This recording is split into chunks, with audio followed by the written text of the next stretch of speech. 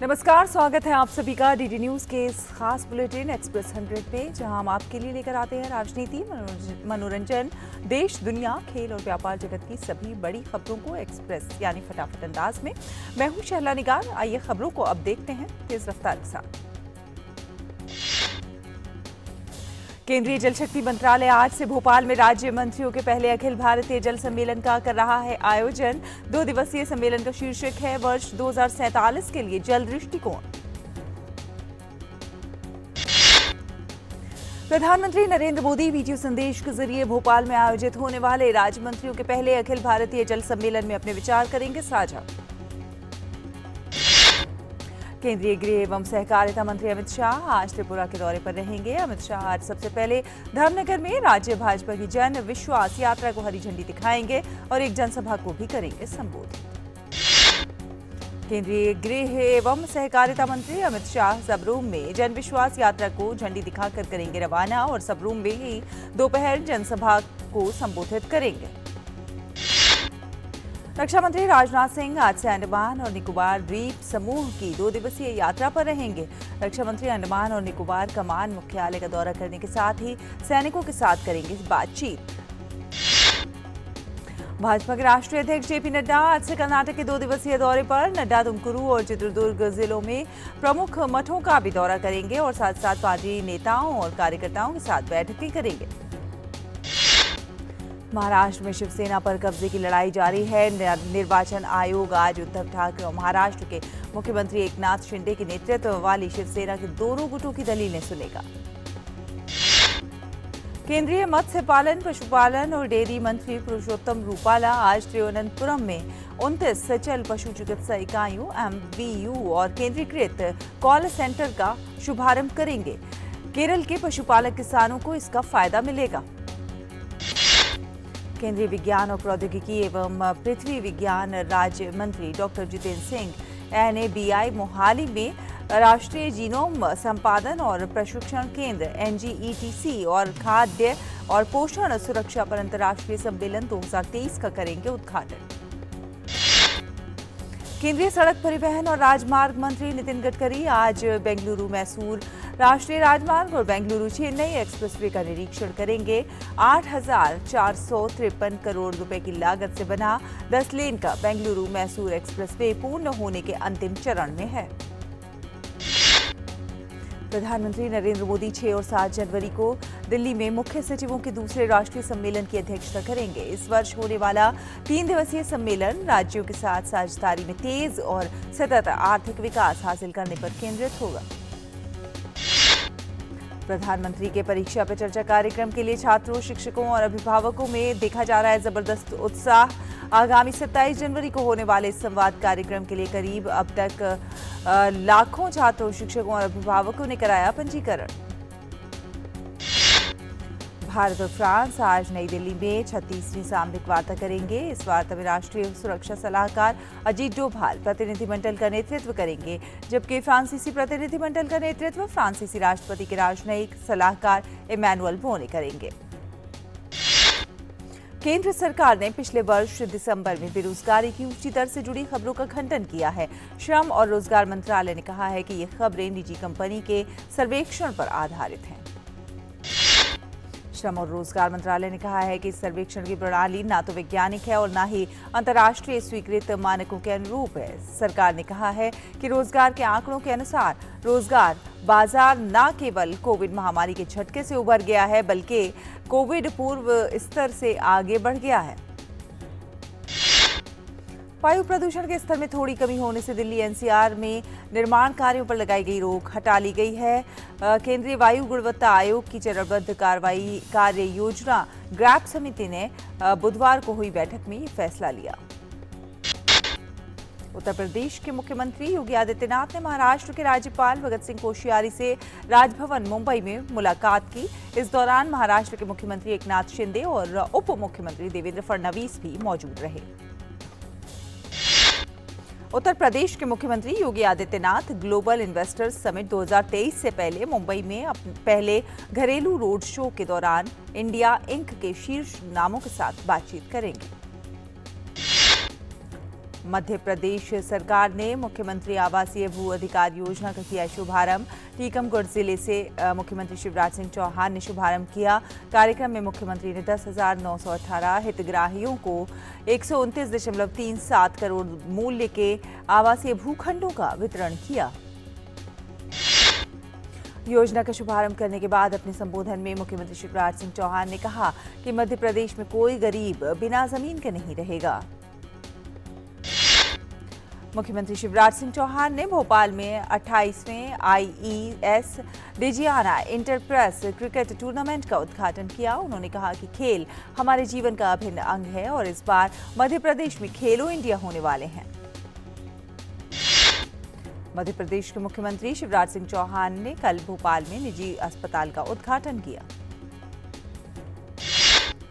UP के मुख्य सचिव दुर्गा शंकर मिश्रा और पुलिस महानिदेशक देवेंद्र सिंह चौहान ने गोरखनाथ मंदिर पहुंचकर गुरु गोरखनाथ बाबा का आशीर्वाद लिया और खिचड़ी मेले की तैयारियों का निरीक्षण किया। जम्मू कश्मीर दक्षिण कश्मीर जिले के कुलगाम में सबसे बड़े पुल का निर्माण अंतिम चरण में है। इसका उद्घाटन अगले महीने होगा। झारखंड पुलिस ने बताया कि 4 जनवरी को एक बड़े नक्सली संगठन से जुड़े 8 लोगों ने पुलिस और सीआरपीएफ के सामने सरेंडर कर दिया। ये नक्सल प्रभावित क्षेत्रों में पुलिस और सीआरपीएफ द्वारा चलाए गए जागरूकता अभियानों का परिणाम है। मणिपुर के इम्फाल में राज्य स्तरीय गान नगाई महोत्सव बहुत ही धूमधाम और उल्लास के साथ मनाया गया। उत्तर प्रदेश के बांदा में एक स्कूटी के ट्रक से टकरा जाने से स्कूटी पर सवार महिला की मौत हो गई। स्कूटी डंपर में फंस गई जिससे घर्षण से आग लग गई और मौके पर ही उनकी मृत्यु हो गई। सुप्रीम कोर्ट हल्द्वानी में 29 एकड़ रेलवे भूमि से अतिक्रमण हटाने के मामले में आज याचिकाओं पर सुनवाई करेगा। दिल्ली हाई कोर्ट आम आदमी पार्टी के नेता सत्येंद्र जैन की जमानत याचिका पर सुनवाई करेगा। कोटद्वार पौड़ी गढ़वाल जिले की एक स्थानीय अदालत अंकिता भंडारी हत्या मामले के 3 आरोपियों के नार्को टेस्ट की अनुमति मांगने वाली याचिका पर सुनवाई करेगी। दिल्ली समेत पूरे उत्तर भारत में शीतलहर का प्रकोप जारी है। देश में पहाड़ों से लेकर मैदानी इलाकों तक जबरदस्त ठंड का एहसास हो रहा है। ठंड से बचने के लिए लोग सड़कों के किनारे अलाव का सहारा ले रहे हैं। आज सुबह दिल्ली में घना कोहरा छाया रहा। कोहरे के चलते आज दिल्ली एयरपोर्ट ने यात्रियों के लिए कोहरे का अलर्ट जारी किया है। दिल्ली एयरपोर्ट ने यात्रियों से उड़ान संबंधी जानकारी लेने के लिए एयरलाइन से कनेक्ट रहने को कहा है। उत्तर प्रदेश के मथुरा में घने कोहरे और शीतलहर के कारण लोगों को काफी परेशानियों का सामना करना पड़ रहा है। कई स्थानों पर शून्य दृश्यता होने के कारण यात्रियों को रुकना पड़ा। कोहरे के कारण रेल यात्रियों को भी मुश्किलों का सामना करना हो रहा है। उत्तर रेलवे क्षेत्र में कई ट्रेनें देरी से चल रही हैं और कई ट्रेनों के समय में किया गया है बदलाव। पर्व मकर संक्रांति को अब कुछ ही दिन शेष रह गए हैं। गुजरात के सूरत में मकर संक्रांति से पहले प्रधानमंत्री नरेंद्र मोदी की तस्वीरों वाली पतंगों की भारी मांग। पर मकर संक्रांति को जब कुछ दिन शेष रह गए हैं तो गुजरात के सूरत में मकर संक्रांति से पहले नरेंद्र मोदी की तस्वीरों वाली जो पतंगे हैं उनकी खूब डिमांड है। मोपा हवाई अड्डे का आज से घरेलू परिचालन शुरू हो रहा है। प्रधानमंत्री नरेंद्र मोदी ने दिसंबर 2022 में हवाई अड्डे का किया था उद्घाटन। उत्तर प्रदेश में शाहजहांपुर जिला कारागार कैदियों को भारत सरकार की कौशल विकास योजना से जोड़ रहा है, जिसके तहत कैदियों को गमला बनाना, कंप्यूटर चलाना, नर्सरी संजोना के काम सिखाए जा रहे हैं।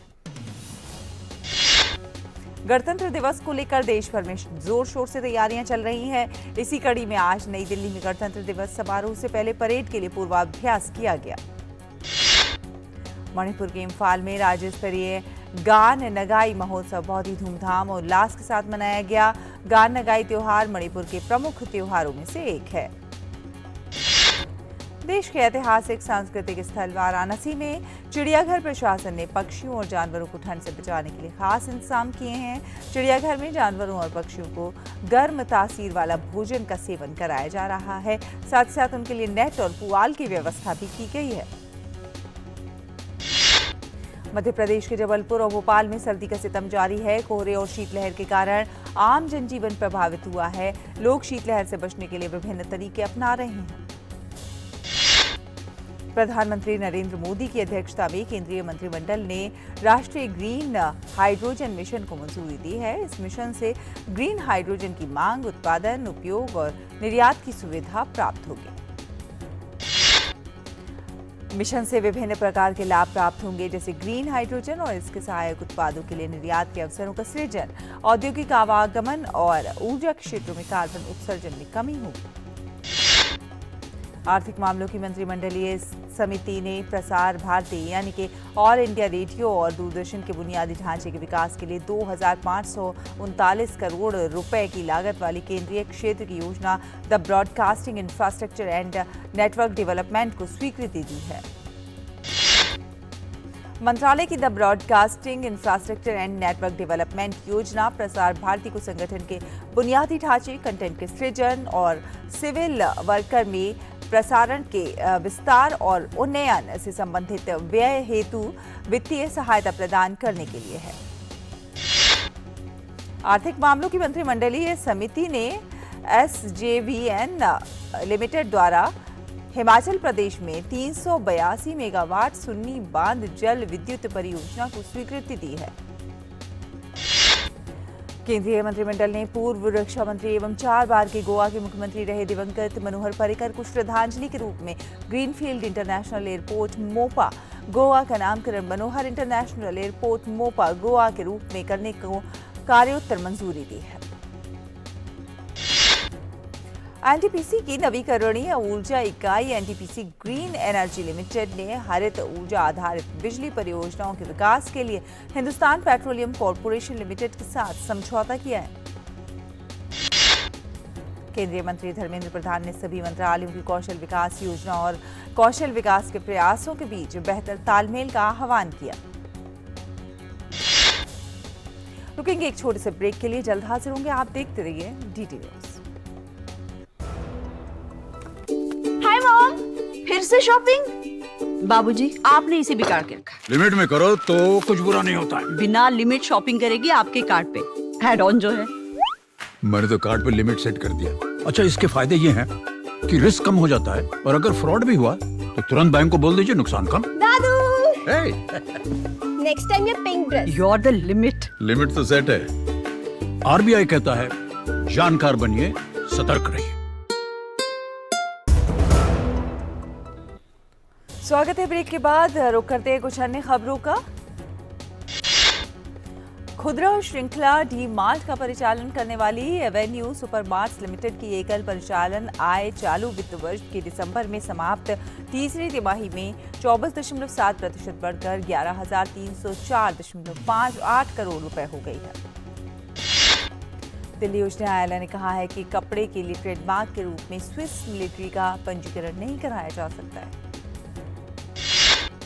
सार्वजनिक क्षेत्र की कोल इंडिया लिमिटेड और मजदूर संगठनों ने मासिक वेतन के 19% न्यूनतम गारंटी लाभ पर सहमति जताई।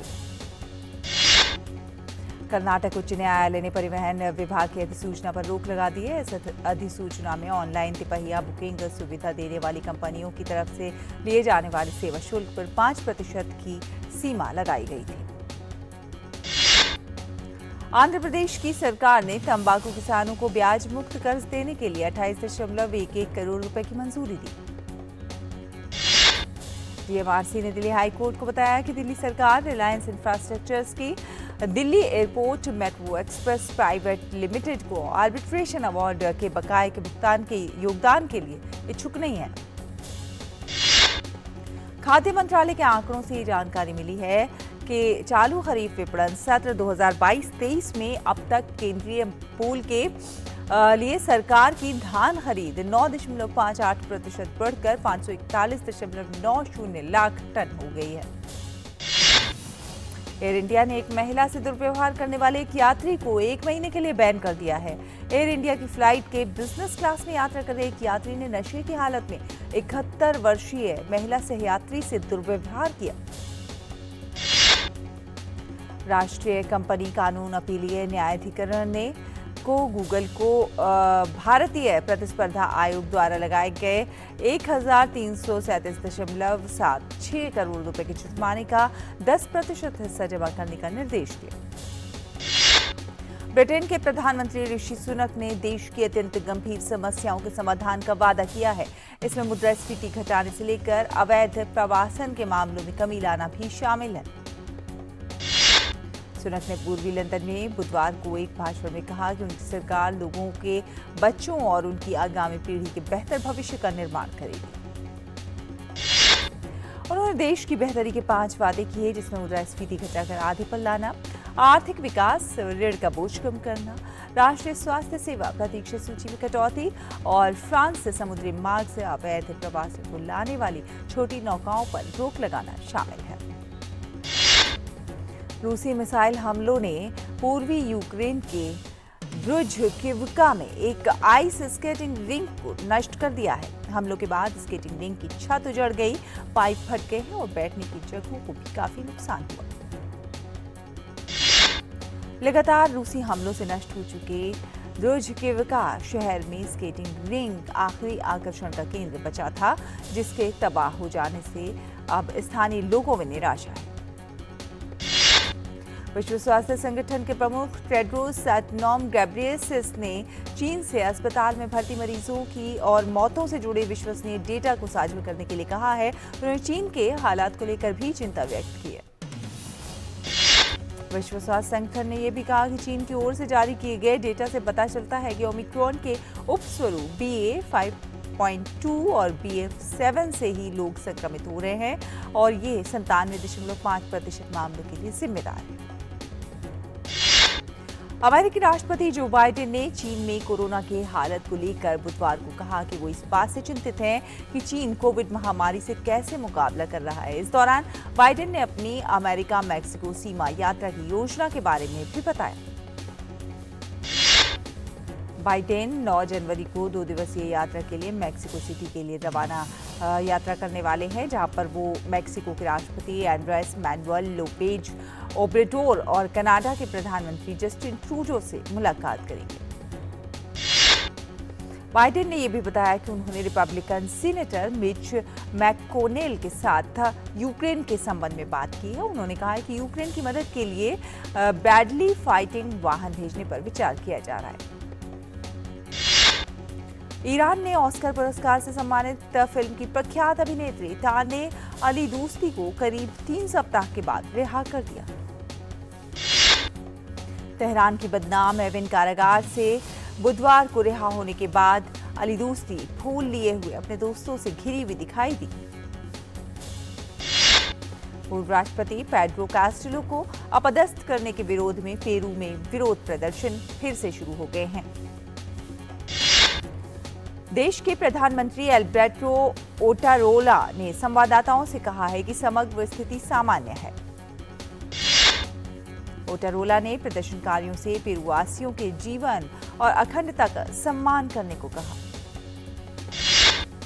पेरू के नागरिक समूहों और यूनियनों के प्रतिनिधियों ने वर्तमान राष्ट्रपति दीना बोलुआर्ते के इस्तीफे, संविधान में बदलाव और कास्टिलो की रिहाई की मांग को लेकर विरोध प्रदर्शनों को फिर से शुरू करने की घोषणा की। सांता क्रूज के गवर्नर लुइस कैमाचो की नजरबंदी के कारण बोलीविया में विरोध और अशांति का एक पूरा सप्ताह हो गया है। सांता क्रूज सरकार के प्रबंधन सलाहकार आल्फ्रेड सुआरेज ने कहा है कि कैमाचो जेल के भीतर से गवर्नर के रूप में अपने कर्तव्यों पर काम करना जारी रखे हुए हैं। कैमाचो की गिरफ्तारी ने उनके समर्थकों द्वारा एक सप्ताह के लंबे विरोध को भड़का दिया है, जिससे राजमार्ग अवरोधों से आवाजाही बाधित हो रही है। संयुक्त राष्ट्र सुरक्षा परिषद आज यरूशलेम के अल अक्सा मस्जिद परिसर में एक इजरायली मंत्री की यात्रा पर चर्चा करने के लिए बैठक करेगा। मंगलवार को इजरायल के नए राष्ट्रीय सुरक्षा मंत्री इतामार बेन गाविन ने अल अक्सा मस्जिद परिसर के पवित्र स्थल का दौरा किया। भारत और श्रीलंका के बीच खेली जा रही T20 सीरीज का दूसरा मैच आज पुणे में खेला जाएगा। मुंबई में खेले गए सीरीज के पहले मैच में भारतीय टीम ने 2 रन से जीत दर्ज कर सीरीज में 1-0 की बढ़त बनाई थी। भारतीय विकेटकीपर बल्लेबाज संजू सैमसन चोट के कारण श्रीलंका के खिलाफ 3 मैचों की T20 सीरीज से बाहर हो गए हैं। विकेटकीपर बल्लेबाज जितेश शर्मा को सैमसन की जगह भारत की टीम में शामिल किया गया। भारतीय विकेटकीपर ऋषभ पंत को मुंबई के कोकिलाबेन धीरूभाई अस्पताल में शिफ्ट कर दिया गया है। ऋषभ पंत को देहरादून से एयर एम्बुलेंस के जरिए मुंबई शिफ्ट किया गया। इससे पहले ऋषभ देहरादून के मैक्स हॉस्पिटल में भर्ती थे। ऋषभ पंत कोकिलाबेन धीरूभाई अस्पताल में सेंटर फॉर स्पोर्ट्स मेडिसिन के हेड डॉक्टर दिनशॉ की सीधी निगरानी में रहेंगे। लिगामेंट टियर के लिए ऋषभ पंत की सर्जरी की जाएगी। न्यूजीलैंड के खिलाफ दूसरे टेस्ट के दूसरे दिन पाकिस्तान ने पहली पारी में 9 विकेट पर 407 रन बना लिए हैं। साउद शकील ने 124 रन की नाबाद पारी खेली। भारतीय टेनिस स्टार युकी भांबरी ने बताया कि घुटने की लगातार चोट के कारण उन्होंने एकल टेनिस को अलविदा कह दिया है। मियामी ओपन से हट सकते हैं जोकोविच, कोरोना टीकाकरण का नियम बना परेशानी। दुनिया के 17वें नंबर के मारिन सिलिच ने टाटा ओपन महाराष्ट्र के 5वें सीजन में बालेवाड़ी स्टेडियम में बुधवार को मुकाबले में रॉबर्ट रे कार्बॉल्स बेना को 6-3, 3-6, 6-1 से हराकर एकल क्वार्टर फाइनल में जगह बनाई। पीएसजी खिलाड़ी लियोनेल मेसी का अर्जेंटीना की राष्ट्रीय फुटबॉल टीम के साथ विश्व कप जीत के बाद बुधवार को फ्रेंच क्लब पीएसजी में वापसी पर गार्ड ऑफ ऑनर के साथ स्वागत हुआ। मेसी ने अपनी वापसी पर कहा कि वो वापस आकर बहुत खुश हैं और अपने सभी साथियों कर्मचारियों के स्वागत से उन्हें बहुत खुशी हुई है। अनिरुद्ध रॉय चौधरी द्वारा निर्देशित और अमिताभ बच्चन, तापसी पन्नू अभिनीत भारतीय फिल्म पिंक ने एक अंतिम पोस्टर जारी किया और घोषणा की कि 6 जनवरी 2023 को चीन में रिलीज होगी। अभिनेत्री भूमि पेडनेकर की 2023 में 6 फिल्में रिलीज होंगी, जिसमें भीड़, द लेडी किलर, अफवाह भक्षक, मेरे पति की बीवी शामिल है। Business reality show shark tank India season 2 आ चुका है। शाहरुख दीपिका के पठान का ट्रेलर 10 जनवरी 2023 को रिलीज किया जाएगा। उत्तर प्रदेश के बहराइच जिले की चाइल्ड वेलफेयर कमेटी ने डीजीपी को पत्र लिखकर सलाह दी है कि वो पठान के गाने बेशरम से जुड़ी क्लिप सोशल मीडिया से हटाएं, क्योंकि ये बच्चों के दिमाग पर विपरीत प्रभाव डाल रहा है। तुनिशा शर्मा केस में नामजद आरोपी शिजान खान के वकील ने मुंबई कोर्ट में अभिनेता की जमानत के लिए याचिका दाखिल की है। महाठग सुकेश चंद्रशेखर पर 200 करोड़ की ठगी मामले पर पटियाला हाउस कोर्ट के समक्ष अभिनेत्री चाहत खन्ना ने अपने बयान दर्ज करा दिए हैं। जेरेमी रेनर हादसे के बाद से अस्पताल में भर्ती हैं। अब उन्होंने इंस्टाग्राम पर अस्पताल से अपनी पहली तस्वीर साझा करते हुए फैंस को तबीयत के बारे में जानकारी दी है। उनके चेहरे पर चोट के निशान भी साफ दिखाई दे रहे हैं। साल 1968 की hit film Romeo and Juliet में लीड रोल प्ले करने वाले ओलिविया हसी और लियोनार्ड विटिंग ने फिल्म के निर्देशक फ्रैंको जेफरेली और फिल्म निर्माता कंपनी पैरामाउंट पिक्चर्स पर आरोप लगाए हैं। हॉलीवुड फॉरेन प्रेस एसोसिएशन ने 80वें गोल्डन ग्लोब्स के लिए पुरस्कृतकर्ताओं की घोषणा की है। तो इसी के साथ एक्सप्रेस न्यूज में फिलहाल इतना ही। डीडी न्यूज पर खबरें जारी, आप देखते रहिए डीडी।